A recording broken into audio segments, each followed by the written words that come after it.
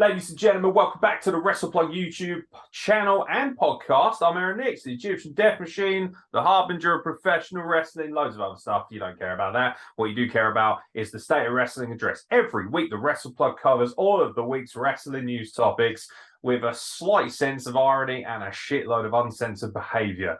Unfortunately, there's just two men giving you the business this week because Tanvir decided to fall asleep early because he's a gimp. That's what we assume. We haven't heard from him. Either that or Jay Miller has abducted him in celebration of his almighty birthday, 9/11. Speaking of Jay Miller, go fuck yourself for still not fucking living up to your bet, mate. It's been 5 months, you fucking gimp, back in the basement, you Fritz all over. And so, yeah, we are left with, of course, the dynamic duo, the new dynamic duo, because Carl Wilkinson, apparently 1 week was enough, so he's right back to his mother's basement too. We are joined by the proprietor of Peacehaven, the man with the deadliest hammerlock in professional wrestling, and possibly the most and brightest star and the future of what is British independent wrestling. He is, of course, the cream of the crop, Cameron Anderson. Thank you. Yeah, we're looking forward to bringing you the news, answering the questions that you want answers to. Questions such as, has Kyle Wilkinson got a shag? Does Tanvir suck himself? And has Jay Miller got that rash checked yet? Nah, man, you got to pay for your healthcare, haven't you, in America? So... thus, with him, he is just a giant rash, as to be said. He just puts mayo on it. he ain't even replying to the abuse. He don't want none. He's scared. He's probably fucking sending topless selfies of himself to Instagram models, isn't it? No, yeah, he just puts mayo on the rash. Yeah. Absolutely rotten. Right, let's get right into it. Still plenty of fallout from AEW. Have you heard Hangman Pages' comments this week? I have not. Excellent. So Page has made new friends in the Dark Order, and he sent a special message to members of the stable on Instagram. After being an even small part of the movement with the Elite and our subsequent falling out, I was afraid of stagnation, Page wrote. I was happy, fulfilled, and getting a good paycheck, but without anyone to push me further. During Brody Lee's illness, I was scared to move forward with these guys, but we all still felt it was the right thing to do. I could never say enough about all of the Dark Order. Page also gave a shout out to Cabana, who was the center of attention at the all-out media scrum, despite not even being there. Punk blasted his former friend and accused AEW's EVPs, the Young Bucks and Omega, of starting rumors that he played a role in Cabana being moved from AEW to Ring of Honor. Colt for being a fountain of wisdom and saying to me the most self-affirming words I've ever heard. Page wrote, I owe a lot of my career to Matt, Nick, and Kenny. I owe as much to these guys too. Thank you for helping me continue to grow. Is this genuine, or do you think he's trying to stoke some more fire and trying to wind up the EVPs and everybody involved a little bit more, particularly CM Punk, who he's obviously got a lot of beef with right now? Yeah, I don't know. I don't think he's done anything wrong. I really like Hangman Page. I think it's really weird that they had him lose instantly in the new championship tournament. Like, Sammy Guevara has gone further than he has. Bryan Danielson, didn't he? Yeah, he lost, like, fair enough, losing to Bryan Danielson. There's no shame in that. But, like, Sammy Guevara has gotten further. Like, and you'd think, like, to me, the most interesting match once everyone comes back would probably just be Hangman and Punk again. Because there is that beef, and it's like when there's a little bit of beef, it just makes the match better. Yeah. I don't really care. Obviously, everyone wants to look into it. That's what the wrestling journalists want to do. Oh, he's trying to egg him on. Oh, he's taking Colt Cabana. So he might just simply be saying, hey, thanks. Like, you've been really good to me. You know, I've had issues with this in wrestling before where I've put a status out just praising somebody or sharing someone's graphic. Everyone's like, you know, thinks that maybe I was talking about them. You know, people like to jump the gun. We're all guilty of it. I'm sure I've done it at points, but I don't think it's that newsworthy, to be honest. But obviously, the suspensions continue. The people who have been suspended haven't been seen on TV yet. And from what I can tell, AEW doesn't seem to be taking much of a hit from it. The ratings aren't massively, dramatically different. The quality of the TV product, arguably, now that we've got old Packy Two Belts, probably not the best name actually now I think about it. Let's just go with Two-Pack. But yeah, our boy Pac's got, you know, 2 titles. I mean, to be fair, I think AEW's all right at the moment. Fair play to him. I watched it last week. It was actually all right.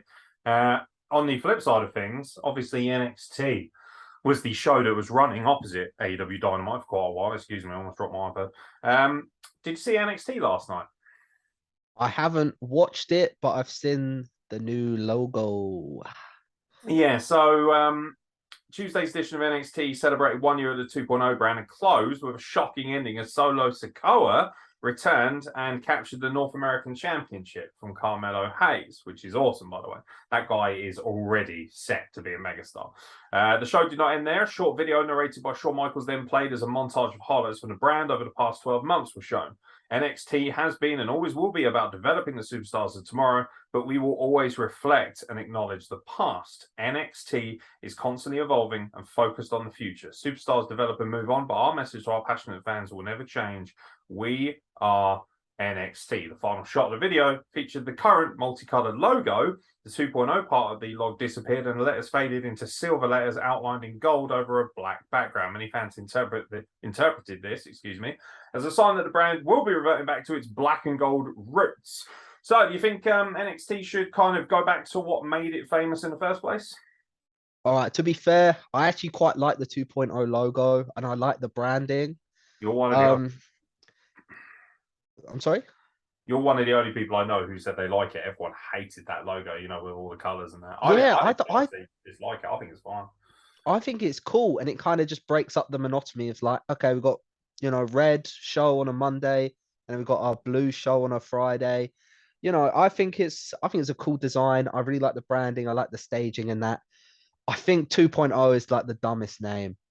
It doesn't make any sense. Like, it's a weekly TV show. It's not like NXT. Just call it NXT, innit? yeah, it's not like Friends Series 2 comes out. It's just Friends 2. Like, it doesn't make sense. And if I'm someone who's just casually flipping through it and I see 2.0, I'm going to be very confused. Like, is this like Tosh.0, something like that? It's weird. I don't know. I don't like it. Yeah, it doesn't sit well with me. I wouldn't be against them going back. I think I don't really care about branding as much as I do the actual in-ring content and what they're showing me on screen. As long as they're bringing me that same level of intensity, that indie-rific but sports entertainment-based style of wrestling that made them famous, the Undisputed Era, all that good stuff with Asuka and Shayna Baszler and all these great wrestlers who are now kind of mainstream talents. As long as they're still doing that, that's fine. Less of the colourful bullshit and a little bit more of the aggression and things like that, and that'll be fine with me. Road Dogg seems to want to poke a bit of fun at CM Punk on his on his podcast. That's where everyone's got a podcast. Oh, you didn't know?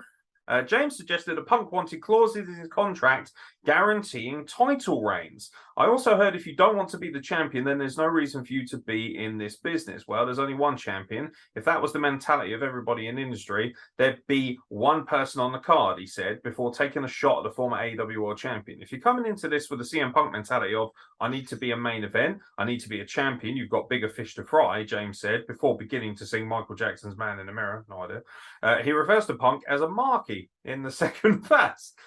Co-host Cassio Kid, no clue, asked if there's anybody else James would like to bury, and he said that he buried who he wanted to because Punk is, in his quotes, not a nice person. If you've been friends with somebody for so long and all of a sudden you're in a lawsuit over stuff, you can't just talk to one another, I don't understand it, obviously referring to Punk and Colt Cabana. Do you think that CM Punk's a mark for only wanting to be a main eventer?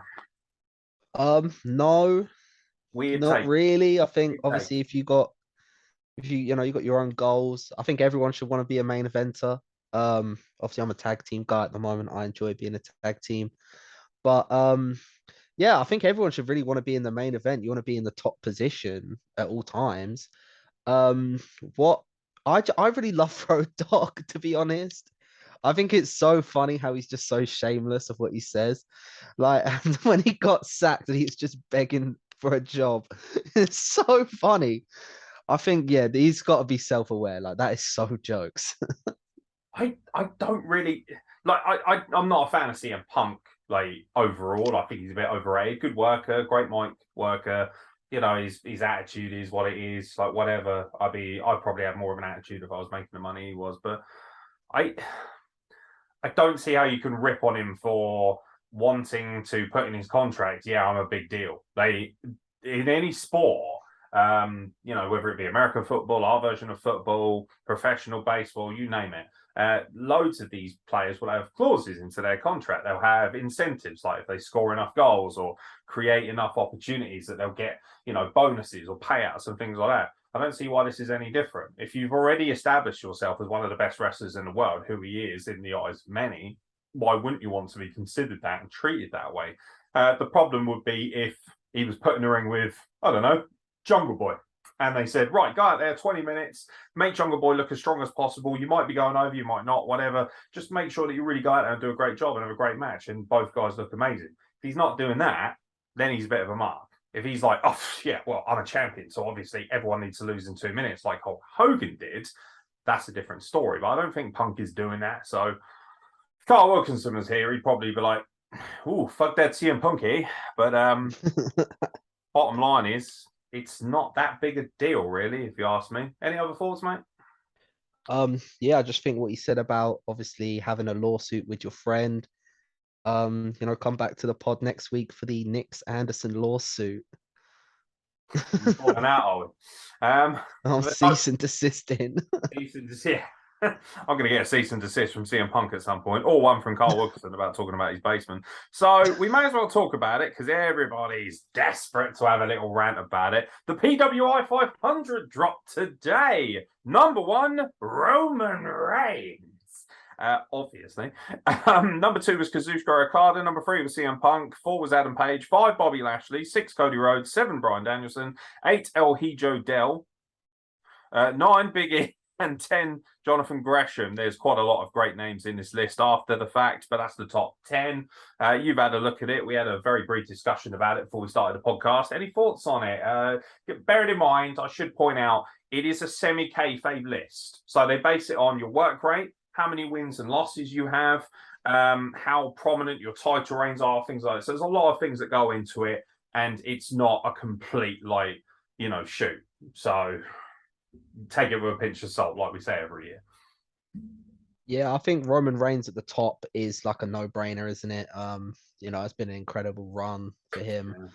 I think a lot of people are kicking off because of Mox not being included, but a lot of his sort of main event stuff has just kind of kicked off recently again. And obviously that's outside of the evaluation period they have.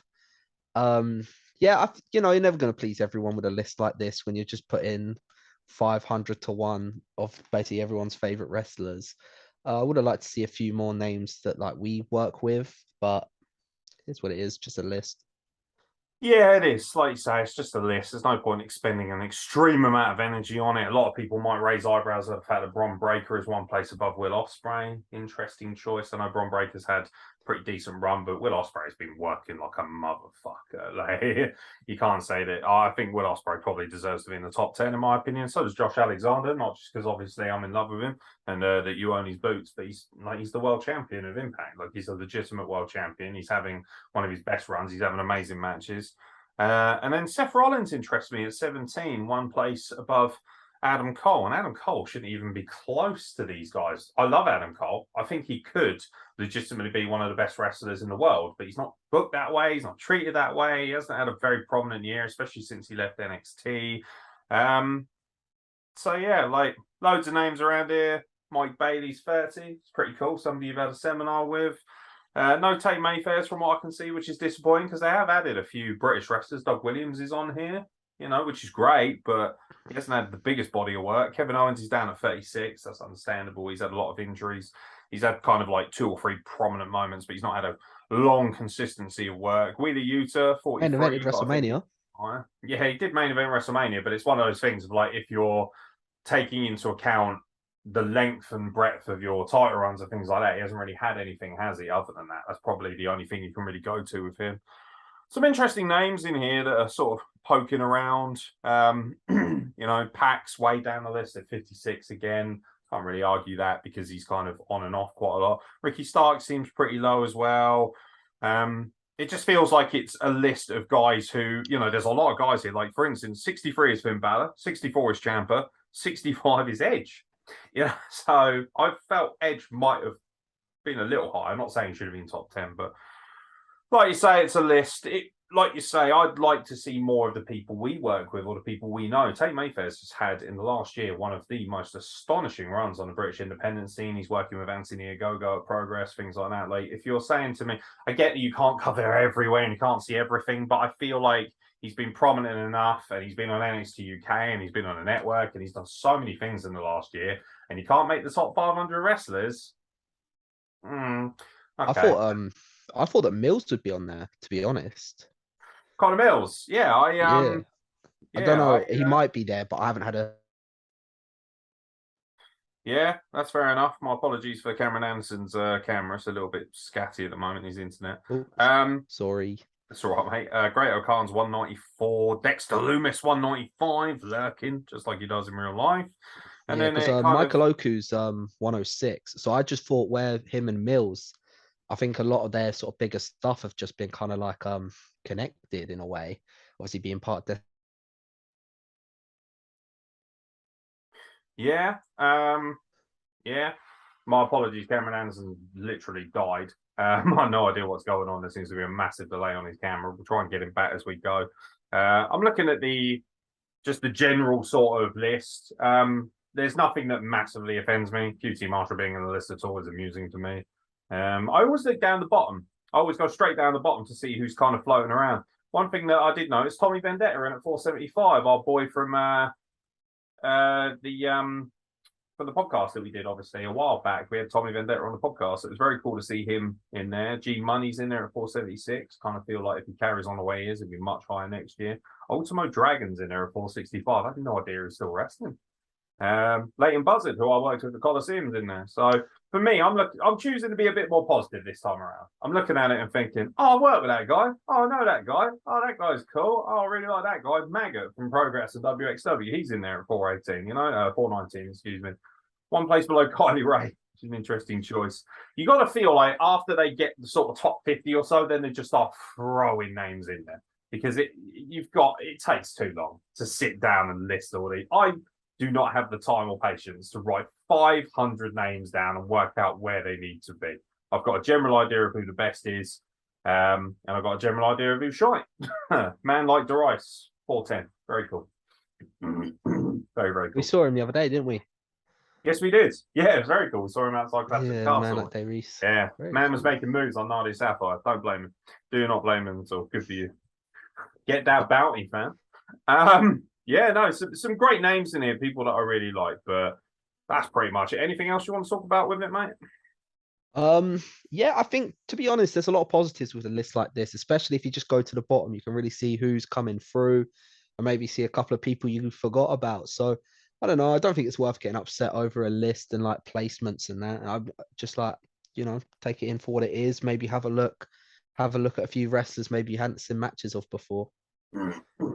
All right. Well, check it out, guys. If you want to see the list, you can. Just type in PWI 500. It's available across the internet. It's probably on Twitter. Somebody probably screenshotted it all. Here's a bit of news that interested me. So, a dream tag team match between the Lucha Brothers and the Briscoe Brothers was set to happen at the upcoming Warrior Wrestling 25 event on October the 2nd. However, the independent promotion has released a statement confirming that match is no longer happening. This announcement has been made after the promotion spoke with Ring of Honor and AEW, where all four wrestlers work, but each team will still be on the events card competing in separate matches. They also tweeted that they will have Eddie Kingston on hand. He's been sent by AEW, so that's a big deal. To be fair, Warrior Wrestling is quite a prominent and pretty good independent promotion in America. I've seen a lot of their work. It's a lot of fun. So yeah, they said they're excited to host the Mad King, but unfortunately, the Briscoes versus Lucha Brothers match, which was originally supposed to happen back in March, House of Glory, but didn't because of Rey Fenix's injury, that's not happening at all now. No official reason was provided as to why Tony Khan didn't want the encounter to take place at Warrior Wrestling, excuse me. But for now, this is a dream bout that's had to be shelved. Do you think that there's been a little bit of political power play here? Maybe they see that as a too high value match to be shoved away on an indie? I think, yeah, very clear that they want to have it as their first time ever match. I don't think there's much more to say there. Maybe a bit disappointing for the Warrior Wrestling fans, but, they still get to see both teams do what they do. And to be honest, by changing that card up a little bit, they could be up against some up and comers, which could be really beneficial for their careers. So could be some positives. Who knows? Yeah, if AEW, if Tony Khan especially has stuck his nose in and said, look, I don't really want that match happening because, whether it's Ring of Honor or AEW is kind of a misnomer because both companies are obviously under the Tony Khan umbrella. He owns both of them, so it doesn't mean anything. It's just a different kind of shading, whatever it might be. It's disappointing, but it's nice that they might have said, look, we don't want that match, but I'll tell you what, we'll do you a favor. How about Eddie Kingston? And it's like, if I'm Warrior Wrestling, I'm thinking, yeah, no, I can work with that. That's pretty sick. And they are still allowed to all be on the show. If they pulled them off entirely and said they can't wrestle, I would have been like, because they've signed contracts where they're actually allowed to work independent dates still, as long as they're signed off by their current employers. So, yeah, I'm not going to get my, knickers in a twist over that. For me, it's more a case of, yeah, I'd like to see that match, but me personally, I'd absolutely love to see it on TV as well. If I'm going to watch it, I definitely want to watch it with the big production values on a big pay-per-view, as opposed to just being on an independent show, no matter how good it is. Nothing against Warrior Wrestling. Good for them for having the initiative to book the match, but I'm sure they'll still work a great card. But you got all four of those guys working singles bouts and Eddie Kingston. I think you'll be okay. I think that'll be definitely worth the money, and I'm sure everyone will buy it regardless. So no issue here. There is a report apparently that WWE Championships might soon be debuting a new design, according to a custom belt maker, Dan Belzer. Come on, man. Come on. A little part of me. That might be his legal name. We don't know. Can you imagine? Changes Come on the pod, get your passport out. Dan Belzer, I want an interview on the Wrestle Plug immediately. Changes are coming to the WWE Tag Team Championships as well as to the Women's Tag Team Championships. As of yet, it's unclear whether the alterations for the Men's Championships are for the Raw titles, the SmackDown titles, or both, because currently they are unified. New WWE tag belts are described to me as being the existing design, dual-plated, black strap, and having a stacked large WWE logo in the center. Belzer said. Women's belts getting coloured backing soon. So from what I can tell, it's not a complete overhaul, but a bit of a tweak. Any need to do this, do you think? Maybe in some places. I don't know. I'm still distracted by Dan Belzer, to be honest. I want us to hunt this guy down. I want to see his ID, and if it says Dan Belzer, I'll drink some HP sauce, and yeah. I want it to be true. I want to do it. And I actually believe that you'll do it, unlike that fucking melt Jay Miller. Yeah, runaway Miller. But no, pretty much. I think, yeah, maybe the tag belts could do it a bit of sprucing. I'm not against the idea. I think a lot of the designs at the moment aren't quite iconic. And I'm not a fan of, if it's for women, it gets a white strap. I think that's so dull. Yeah, just seems a bit cliched now. A bit like I've noticed on the indies over here, a lot of companies just automatically go with a pink or purple design, which makes it very diva-ish. And I just think, why does it matter? They just have a belt that works with your brand, not with what you think everyone's going to love. I think the biggest mistake here is trying to make belts that the fans will pop for. Quick question. What do you think is the best looking title in professional wrestling? In professional wrestling as a whole? Yeah, sure. What belt stands out to you most? The CWP Tag Team Championships. Which, of course, will be defended October 22nd at Oasis Hub, Lord's Academy in Southampton. Tickets will be a tenner for adults, £5 for children. All profits going to Dylan's Quest. And, of course, the reigning champions are Good Goth Almighty. The Goth Daddy Zander and the Urban Goth, Frankie T, they will defend the CWP Tag Team Championships against 2/3 of the Bromats, who currently exist as Victor Logan, Cameron Anderson, and Aaron X. There we go. Yeah, much better. See, that's much more imposing than Cruz, isn't it? Like, yeah, babe. Yeah, fucking, let's mug that twink off. I'll tag me and bra. I'll be in the corner. No, I won't be. I'll be at Rumble working, unfortunately, but I am very excited about this match. Any parting wisdom that you want to give Frankie T in particular? He's been chatting a lot of shit in a group chat. He's been chatting a lot of shit on social media as well. He seems to have found his Twitter game a bit lately. What do you think about Frankie T opening his yapper? Oh, don't worry. We've got it all planned out. We're going to get him in the ropes, tied up in the ropes. We're going to pour the HP sauce down his throat and just pin him off that. That is the finish, ladies and gentlemen. I'm sorry to spoil the show. Yeah, in many ways, the HP roll is ready to go. I'm sorry, Frankie. I love you, boy, but man, you've been ducking me for ages anyway, and you won't give me a match because you're a little pussy hole. So fuck it. Let's just be real here. Bromance for the win. Come on, it's got to be. It's got to be. It's time for a new era in tag team wrestling, and that era has big ass Hawaiian shirts and has a lot of laying to do. Yes, it We're does. gonna make it happen. We're gonna make it happen. But Benny V, you can't join. Fuck off. Who can't join? Benny V. Nah, he's running around Rusty Jack at the moment. So, and apparently Sensational Simon is subservient to him in ACW and has to do as he's told. So that should be a laugh anyway. So that'll keep him busy. But can't help but notice. Wait, what? So at the last ACW show, Big Benny V faced Sensational Simon, and the winner, the loser, had to join the winner's faction. So Big Benny V hit him with the Bisto driver, as he likes to call it, the package car driver. Yeah, he's a proper Northern, loves his gravy. And Sensational Simon was tossed a Hawaiian shirt and must now do whatever Rusty Jack and Big Benny V want to do on ACW soil. But it doesn't stop there because Big Benny V has just been added to the trios match. So it'll be Big Benny V and the Knobs, Sensational Simon and Dirty Dave, against the Beatdown, which of course you guys know because you gave them a beatdown of their own, and of course their tag team partner Roger Sears, who is obviously Mob Boy, the main eventer. So yeah, a lot of bad blood swimming around. What do you think about Big Benny V and Rusty Jack essentially doing a tribute to Bromance? Because let's be honest, they clearly stole the gimmick from you.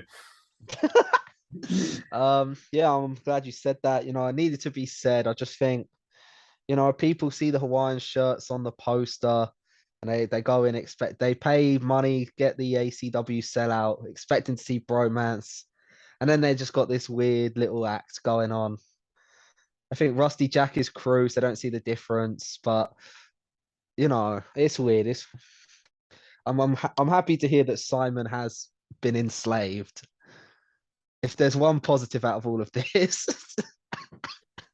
If there's one positive from all of this, it's that slavery still exists just for Sensational Simon. Dear oh dear. I love how Cameron Anderson's camera broke again and it's just a freeze frame of brackets. Yeah, in brackets, we do not condone slavery. The Wrestle Plug at no point condone slavery. Nor ever will we. Thank you very much. Now, speaking of rather shady issues, Marty Jannetty's back in hospital. Thankfully, not for trying to bang his daughter. Former WWE Intercontinental Champion Marty Jannetty is in the hospital after undergoing surgery on his right ankle. The specific nature of the injury is unclear. Jannetty posted an update on his condition along with a photo of his ankle on Facebook. In the post, Jannetty joked about getting back in the ring soon. I'm very proud to say that ankle right there, it's just slightly damaged from all those years of putting my foot in people's rear ends and jumping off top ropes to the floor. The 62-year-old Jannetty has spoken in recent years about the ongoing trouble with his ankle, as well as his reaction to Diamond Dallas Page attempting to reach out for support. I love DDP to death, Jannetty said. I don't want to say nothing negative, but there was a couple of negative things. His response was not one I liked, and I'll just leave it at that. Think Marty Jannetty needs a bit of help from DDP Yoga? I don't really know much about what's going on with Marty Jannetty. I'm glad he's okay. If he's just had this problem with his ankle. But yeah, odd bloke, interesting fella. Would you bang your daughter when you're 60 and off your tits? Oh, I don't have a daughter, so to be honest, I've never been put in this situation, so I don't know how I would react. So I'm going to give him the benefit Everyone else of is the like, doubt. well, that's clearly a flat out no. Cameron Anderson, the other end. You have to see. You have to wait and see. You've never been in the position. Look, at the end of the day, we've never been in the position where we've raised a girl, she's grown up to be attractive, and then you found out you're not related. Right? That's a roller coaster of emotions. Yeah, it's not something I really want to go to, especially as I'm getting up there in my years. Made enough mistakes as it is. Thank you very much. According to Wrestle, folks, the situation with undisputed WWE Universal Champion Roman Reigns is complex, as WWE wants to go into WrestleMania with two champions, but also doesn't want Roman Reigns to lose at all between now and WrestleMania, with at all emphasized. Citing a source, WrestleVote said that WWE Chief Content Officer Triple H and his team are open to all things creatively here. So this is kind of a double barrel question, really. First of all, should they go into WrestleMania with 2 champions, not 1? And second of all, if they do, and you're happy with them doing so, how do you get one of the belts off of Roman Reigns? I don't know, because I quite like there being one world champion. There's only, It waters it there's only down. one peak of the mountain, so to speak. Um, I'm cool with it. I'm cool with there being one. If they have to do 2, then yeah, they've kind of put themselves in a corner because you can't really take it off Roman, without jeopardizing him. I mean, maybe at Clash of the Castle we could have seen that, but now that that's passed, I don't want to see it happen. Um, yeah, no, it's a very difficult situation they've been put in. Yeah, I wouldn't mind one champion, but get rid of the brand split. Why not have Roman Reigns on both shows when you need to have him? If he's not there for whatever reason, elevate the title. And that actually leads in nicely to another news topic idea. Apparently, there is a very strong perception within the company that Triple H is looking to make the United States Championship the most prominent belt on Raw, essentially like the IC title was when the champion, when Brock Lesnar wasn't around, they used to make the IC title the kind of figurehead of what they were doing on TV. Do you like the idea of Bobby Lashley, United States Champion, basically being treated as a main eventer with a main event belt until they can find out how to maybe have a world champion back on one brand and one on the other? Yeah, no, I'm absolutely cool with that. I think Bobby Lashley with the US title has been great. I actually didn't think he was going to win it in the first place off of Austin Theory, but I've really enjoyed it. I think he's been a fantastic champion. Um, yeah, I'm all for that. I like that idea. Yeah, I don't have anything against it. Bobby Lashley feels legitimate. He feels, he's been WWE champion. He's a fucking specimen. He's an absolute Leviathan. To be honest, mate, if you really, really want to boost the ratings, I think it's time to bring Goldberg back. Well, for the US title. Yeah. Goldberg should beat Bobby Lashley. Goldberg's son should interfere on his behalf. Lashley should obviously kill him. And then Goldberg should win the United States title in about a minute. Oh man, I just want Gage Goldberg to join the bromance. Gage Goldberg in the bromance. I feel like Hook would be quite useful in the bromance as well. Hook would be useful. We're just absorbing all of the resting children. I need to stay Wait, hang here on. so that bromance looks a lot better. Yeah, we're just absorbing all of the second and third and fourth and fifth generation wrestlers. Yeah. We'll have them all. Anyone who's hot and got a 6-pack, get a lay on and let's get down to business. The Rock's daughter's started training so she can get in the bromance too. Yes, she has. Yes, she has. Any thoughts on what she should be called? Don't know. The Rock 2.0. Stephen. Just Dwayne, innit? Just Dwayne. Fuck it, just call her Dwayne and be done with it. Like, he'll be fine. I'm sure she'll be amazing. I feel sorry for her because how are you supposed to live up to that? Like Charlotte Flair, I think, has done an amazing job of living up to her family's name, but that's a freak specimen and entirely different. That's a prodigy. It remains to be seen whether The Rock's daughter will have the same kind of impact. She's definitely going to have everything at her disposal to be great. I just hope she doesn't end up a bit like a women's Dominic Mysterio, where it's like nobody gives a shit about you and nobody's watched your dad wrestle for fucking a number of months now, so why should we give a shit? Is what it is.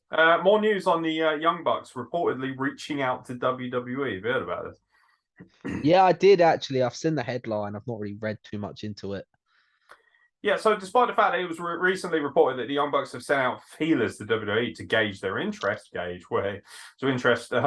their interest once their AEW contracts run out, Dave Meltzer has claimed that Nick and Matt Jackson have denied the situation during the latest Wrestling Observer Radio. While it was noted that the former AEW Tag Team Champions do talk to people in WWE, that is something that is considered to be normal due to friendships that they have made over the years in the business. Of course, there is still a possibility that feelers were sent out, but the brothers have claimed it did not happen privately.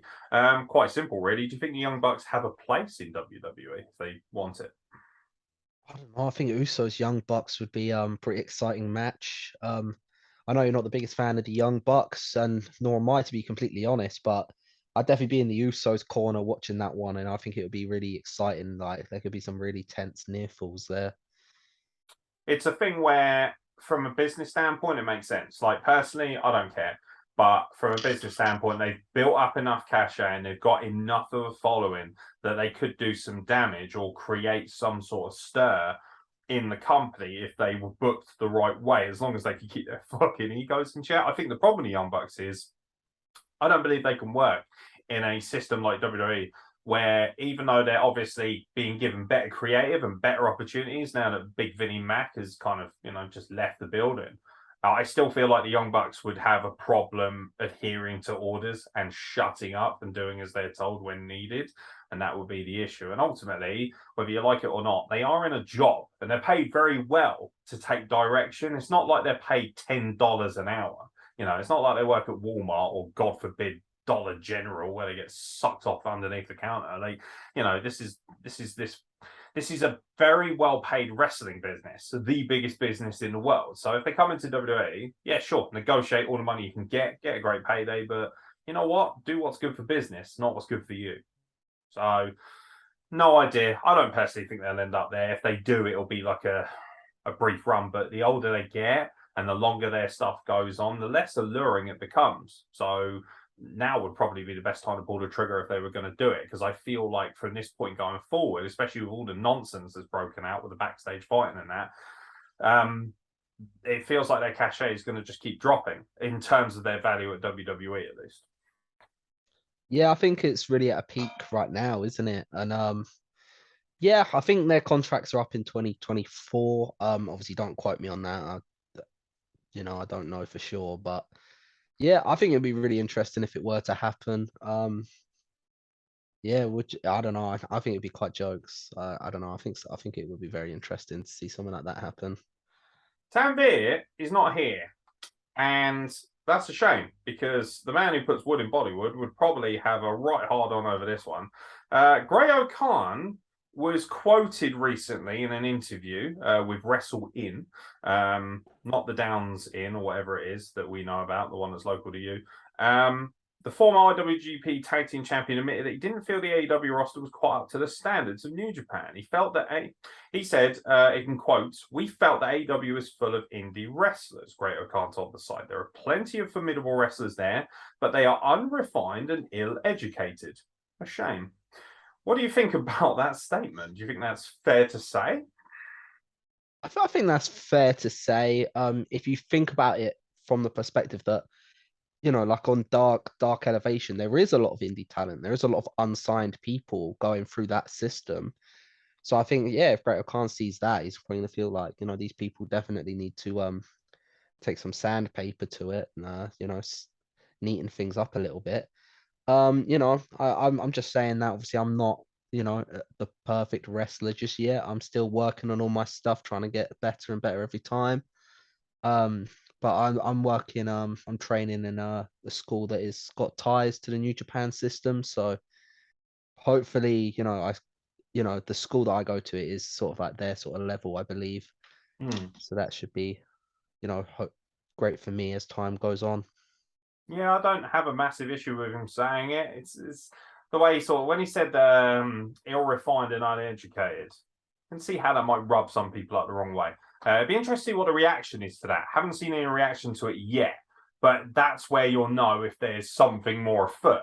If more people come out and they're like, huh, it depends how much of a scene they're going to make about it. I don't think Great-O-Khan gives a shit, to be honest. He's a fucking tank anyway, and I'm sure Tanvir would agree if he was here with his statements, because literally Great-O-Khan can do nothing wrong in the eyes He's of like a top star, isn't he, now in New Japan? Top star. He is, yeah. I'm happy to see Gideon Gray go over there now as the mastermind of the United Empire. That's really cool because I know that's something that he was that's something that he's wanted to do for a long time now, I imagine. Yeah, I almost feel like Gideon Gray has sort of sat there very patiently and waited for the right opportunities for him. He hasn't just taken every opportunity. He's waited for the ones that he thinks will work for him and are good for his side of business.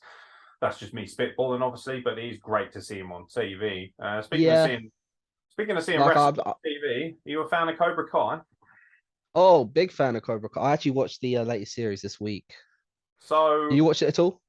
I've never seen it actually. Really? You watched worth watching. You watched any of the Karate Kids, the OG ones? Yeah, I've seen the OG films. Yeah.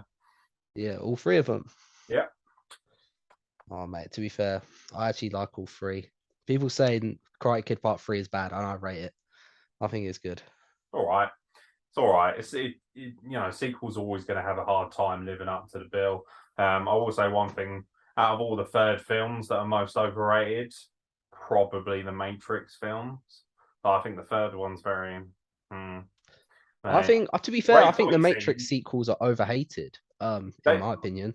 I do agree with that. I think the second one's excellent. I really love the second one. The third one is fine. It's just not a stand. It's not a blockbuster. And the problem is, you're not going to beat the first one, which is so good.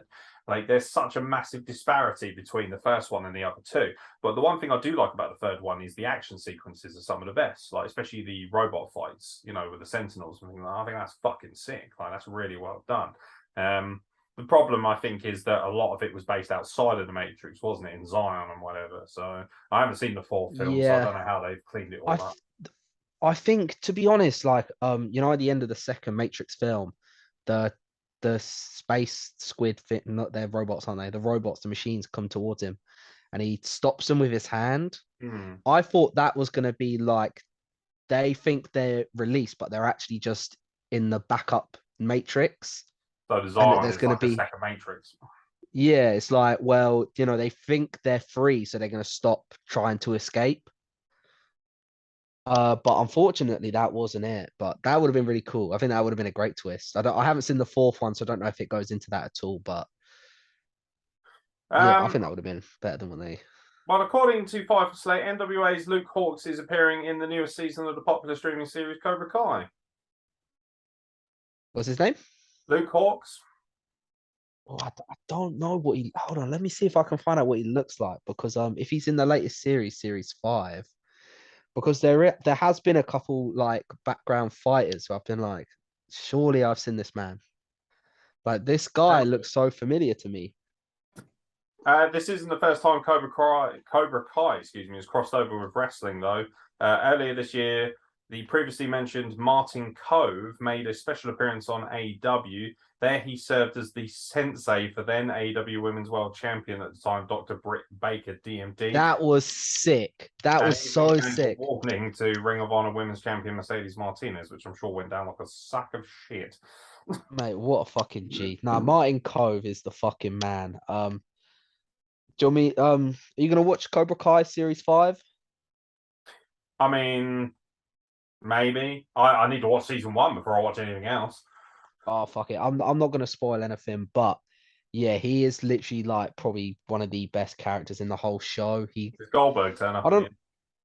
Goldberg isn't in it, unfortunately. Maybe next year, maybe Series 6 we can see Mate. it. But to be honest, there's actually so many great characters in that show. So I I'd say it's definitely worth the watch just for the characters, and then the storyline's mad as well. He needs a redemption arc. What it needs is Bray Wyatt to turn up at the Cobra Kai dojo and say, look, I can't beat Goldberg. And then the final fight in the very final season is Goldberg versus Bray Wyatt, where he gets his redemption. Yeah, we need to see that one more time. One more time, guys. One more Don't time. let us down. Because Bray Wyatt can't wrestle, apparently, because he lost. Still getting people making comments about that. Or Really? Did people? Because I don't actually see the comments. Did people actually get mad when I said that? people, so it's really funny. People don't leave us messages, especially on YouTube. What they do is they send me DMs or they ring me up and sort of say, "Oh, they love it," but they're like, they always seem to take umbrage with something you've said, like whether it's oh fuck it, like a couple of people I think got worked a bit too much. I'm like, oh fucking Goldberg's not as good as a wrestler as Bray Wyatt, and I'm just like, well, he's kind of got a point. He did lose. Yeah, like. Hey, Dave is alive and well here. I love that. I love that.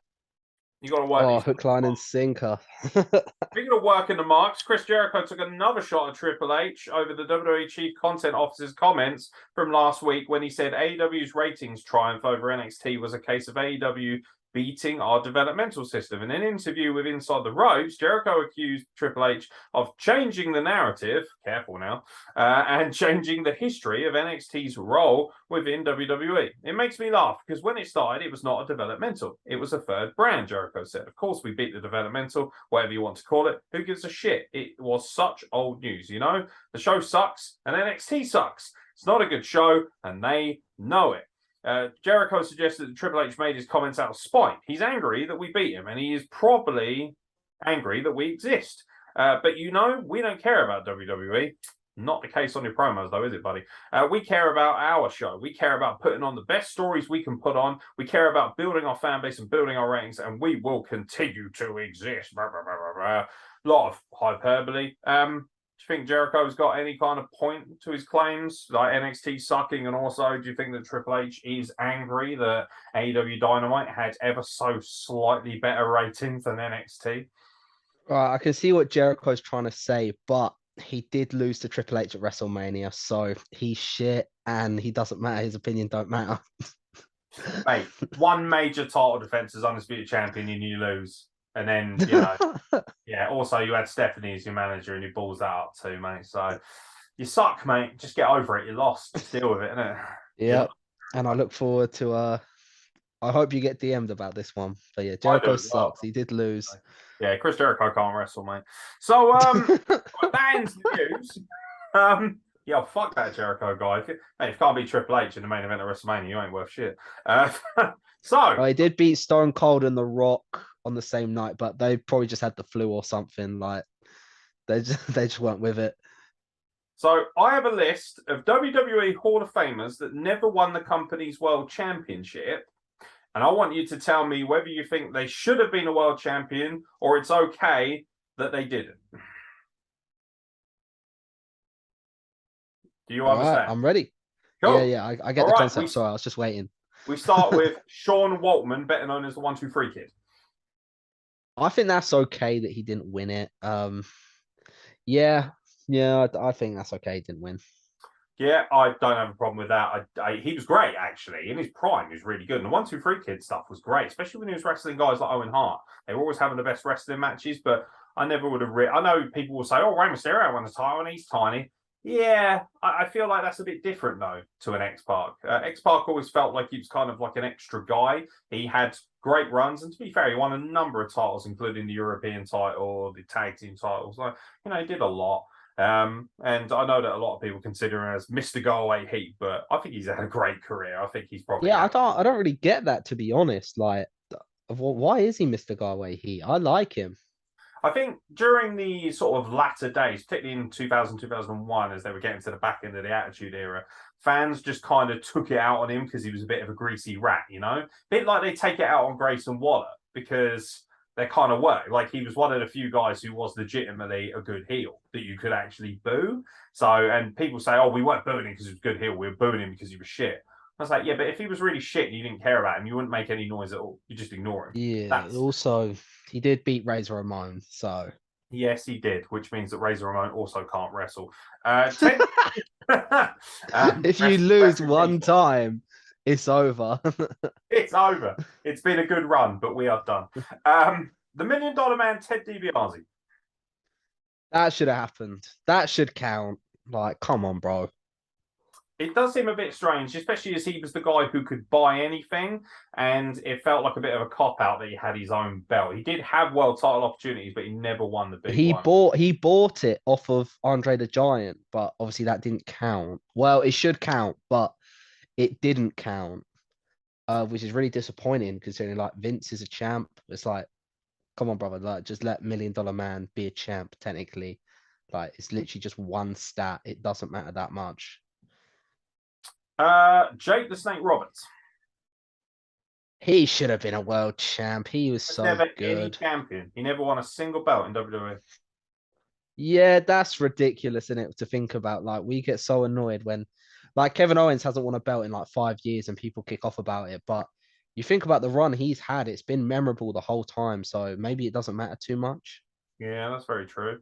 Yeah, I think he should have been a champion. Whether he should have been the champion depends. Apparently, on a Talk Is Jericho episode, he revealed that he was meant to be involved in a big championship program with Hulk Hogan, but the entire angle was nixed after the crowd chanted DDT rather than for Hogan, and apparently that didn't go down well backstage, and he claims that politics essentially stopped him having a little, at least a title opportunity and a run with Hulk Hogan at the top of the card.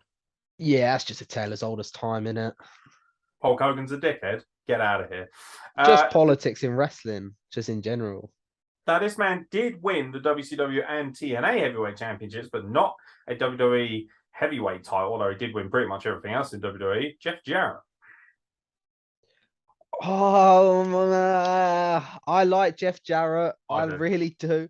I really like Jeff Jarrett, and I think he should have won the world titles in WCW. Maybe shouldn't have held it quite so much in the early days of Impact and TNA and that. King of the Mountain. But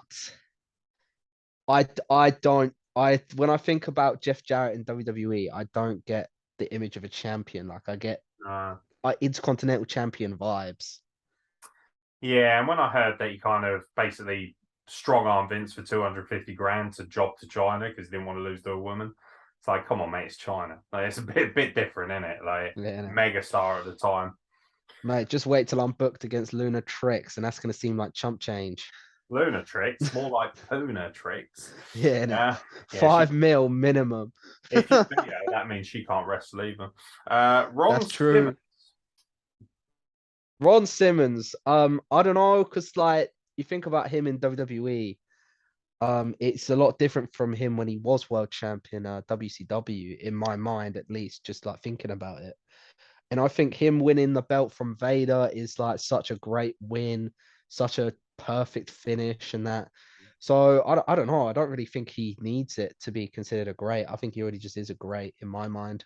Yeah, I think obviously where he was the first sort of, there's a lot of difficulty about it because there was technically an African American champion, but it wasn't counted in the record books. But officially he's seen as the first ever African American heavyweight champion in North America. And obviously it was such a great moment where he won it. But I think the assumption is just because he won that he should have been the first African American champion in WWE. And it's like, wow, bit of a different story. And at the time, like, I never looked at him and thought, there's a main eventer. I never felt like he could wrestle like a main eventer. Farouk is very different to Ron Simmons in my mind. I just think that was very sports entertainment. That was. Yeah, and it's like I don't get world champion vibes from that run. No, do I not. Big Van Vader. Yeah, he should have been a world champ. Like, come on, brother, we love him. We're big fans of him. I think he should have been Rev Pro world champ in the later years too. What do you think he should have beaten? Wait, I mean, he did beat Will Ospreay for what it's worth.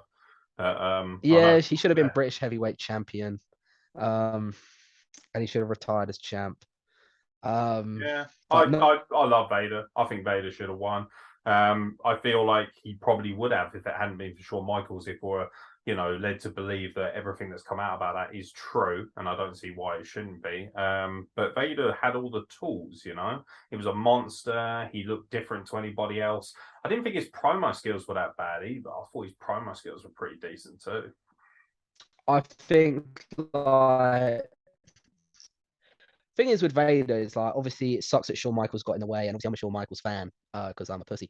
But I think funny about that. When you said that, your camera slowed down and sped up, and so you went, I'm Shawn Michaels, he's a pussy. Like, you went really fast then, for no apparent reason, which was great. Really? Did you kind of get why I'm... You had a few signal problems during the podcast, and every now and then you'll freeze up. So yeah, don't know what's up with that. I don't know if it's something to do with the weather. He's watching some fucking hardcore Russian porn in the front room. I think he is. Yeah. Porn, innit? By the way, Lunatrix fancies your dad. Yeah, I know.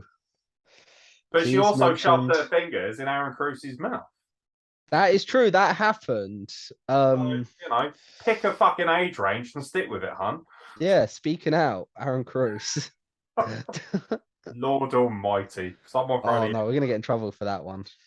Yeah, it's not. Anyway. moving on. Yeah, Vader definitely should have been. The British Bulldog. Yeah, sorry, to keep going with Vader for 1 second as well. Like, you can watch his stuff in Japan as well, where he is at that level. So it's not like he never got to compete at that level. So I don't know, not too heartbroken over that one. This is a geezer whose eye popped out and popped it back in and still carried on wrestling. Like, yeah, he's sick. Different breed, innit? Different breed, mate. The British Bulldog. Oh, yeah, obviously we got to make him world champ. Yeah, that's just obvious, isn't it? Yeah, course he should have. Yes, he main evented SummerSlam 92. Yes, he won the IC title in arguably the greatest match the IC title will ever have, other than, of course, Sheamus versus Gunther. But the bottom line is, yeah, he should have been world champion. He should have. And you got to think, again, Shawn Michaels being champion at the time, being a bit of a bitch, taking the European title off of him at one night only, although it was a great heel moment, it just felt like he was never, ever going to be afforded that big run. But then he also had a lot of problems, didn't he, with drugs and abuse and stuff like that. So you never know whether that might have played a factor. Ravishing Rick Rude. Oh my God, I love this guy. I love this. Yeah, he's such a G. Him and Rick Martel. Those are fantastic gimmicks. Rick Martel is the original shithouse of wrestling. What a talent. Oh, mate. That little fucking, what do they call it? The humidifier or whatever it was? The fucking little, boom, the big old fucking perfume sprays from back in the day. Yeah, arrogance. Arrogance. That was brilliant. Like, the way he'd walk around with the fucking, with the sweater kind of wrapped. Oh, he's brilliant. Tennis coach as well, hitting on hot birds. Like, he was fucking gangster, Rick Martel. Absolutely. Yeah. I'll tell you what, Rick Martel should have been the world champion, in my opinion. He should just be in, what is it? Oh, fuck, what are they called? The Maximum Male Models. He should be this, like, secret owner. He's perfect for that role. Like, just like the He's still around. Like, surely they can have him as, like, the secret owner of Maximum Male Models. Did you watch SmackDown last week, just out of curiosity? I didn't, but I know about, through the day you get into the night. So, but right before that, the thing that stood out to me most during the match, Mansoir and who's the other one? Marseille and Mansoir. They hit like a double back elbow or something, and then the hard cam zooms in, and they both just go like proper. And I'm like, yes! I thought that was fucking money. I love that gimmick, mate. I don't understand how people can hate that gimmick. It's so good, mate. Their wrestling gear is jokes. Absolute jokes. It's proper. It reminds me of like Attitude Era, Kai and Tai, that kind of shit. Like just hilarious bollocks. Like I actually quite like it. I do. Speaking of hilarious Attitude Era bollocks, do you think the Godfather should have been the heavyweight champion? No. What a terrible fucking person. Like, don't get me wrong, I love the Godfather. Amazing. Oh, by the way, he has aged like a mile. Have you seen him? He's not aged at all. He still looks like he did when he was like 30. Mate, black will never crack. But he looks good. But yeah, no, absolutely not. He was IC champion. That was definitely his limit. Tito Santana. Oh, I thought he was a bit of a gimp. You know, watch these matches back. They were really boring. Not really. I watched. I think I've seen him versus Macho. When it was like, I think so. It was like the start of Macho Man's kind of thing, and he beat him when he was a heel with a roll of pennies. But I can't even remember if it was him. So sorry, Tito. Yeah, he sucked on the mic as well. Shocking promo. Absolutely not. Hacksaw Jim Duggan. No. Move on. No. Scott Hall, Razor Ramon. Yes. What? Even though he lost to 1-2-3 Kid, but therefore proving he even though he did lose to 1-2-3 Kid, but exceptions are made sometimes. It's not so much a Fiend losing to Goldberg definitive L. Yeah, we can make an exception. This man should have won the world title, and he probably would have. In a perfect world. That's all that's on the list. Interesting enough, Roddy Piper not on the list, but I think Roddy Piper should have been world champion. Roddy Piper is definitely up there. I can't believe they had him before sports entertainment was a thing. I can't believe Roddy Piper won the WCW belt and then didn't win it because they forgot to make it a title match. Can you imagine? Fuck me, that era of WCW was shit. Mate. He forgot to put it as a title match. Imagine that, like you're like, I'm the world champion. So the referee just comes out, oh yeah, just so you know, they didn't actually make it for the belt. Fuck. Like that is the thing is, territory. That is no. The thing is the storyline was that I think Roddy Piper wrote up the contract himself. So he forgot to make it a title match. What a gimp. Sorry. I love Roddy Piper dearly. Rest in peace. One of my favourites of all time. But for fuck's sake, new levels of Mark. That's what that is. Rotten. Absolutely rotten. Right, that's pretty much it. Is there anything you'd like to talk about before we wrap it up? Oh, I don't know. I don't know. You watched anything good lately? I did watch fine. I cannot believe I've never seen this before until the other day. I watched the film The Wrestler with Mickey Rourke. I haven't seen it actually. Utterly amazing. Like easily the best wrestling film I've ever seen. Very emotional, very powerful, very honest, and so good at showing people why we do what we love. I cannot recommend you watch it enough. Like it really shows. Uh, It's all about, he's kind of like a bit, it's kind of almost loosely based on the Ultimate Warrior, I guess, in a way. Obviously, he didn't do a lot of the indie dates and stuff, but it's this guy who used to be a huge star. And then all of a sudden, he's kind of like, he's still in shape. He's a broken down old man trying to relive his glory. And he's got this big match with the Ayatollah, which he leads to. And he has a heart attack and all this stuff. It's pretty deep, actually. It's pretty deep and it's really well acted. It's very emotional. It's very powerful. You see the relationship breakdown between him and his daughter as well. Like the whole thing is just basically him realizing that wrestling is the only thing he has in his life and it's the only thing that's worth a damn. So it's kind of really good because on one side it shows you what it's like to be a wrestler and what we kind of feel is a drug to us. But then on the other side of things, it also reminds you that as amazing as wrestling is, if it becomes the be all and end all of your life, it can really do you a lot of damage long term. So definitely worth a watch. Beautiful film. yeah, Beautiful. yeah. No, I watched the latest series of Cobra Kai. And I really enjoyed that. It is quite a goofy show. Like, I don't know. It's not very realistic, not very naturalistic, I guess. But Oh, good. um, I do enjoy it. It is a laugh. I think it's really funny. The first series, I think you'll find hilarious. I think you'll really enjoy Johnny Lawrence's character. Um, and his rivalry with Daniel LaRusso that gets revived in that. I think it's great. Chosen Taguchi as well is so fucking funny. Chosen is one of the best characters in the show. It'd be nice to watch something that's a bit happier because I feel like all the best stuff is quite dark, quite brooding, like Walking Dead, Game of Thrones, all that stuff. That stuff's great, but sometimes it's nice to watch something that's fun and happy and not take it too seriously. That's kind of why I like the Umbrella Academy because it had all the drama and the energy, but then it also had such a hilarious comedy element behind it, and the relationships between Five and just the way it's kind of done. Klaus especially was such a great comic relief during that TV series. So yeah, I'll give it a go and see what it's like. I also watched the first episode of the Lord of the Rings TV series. Oh, how's that? Good, really good. I'm interested because a lot of people are moaning about it. The biggest critique I'm seeing is that it's too slow, and I'm like, it's a TV series that you're It is not Lord going of to the get. Rings. You're not going to have, the fight at the Twin Towers or whatever, or the Two Towers, excuse me. You're not going to have that fight, are you? Like straight off the bat. No, careful now. Oh Especially god, I just realized what you said.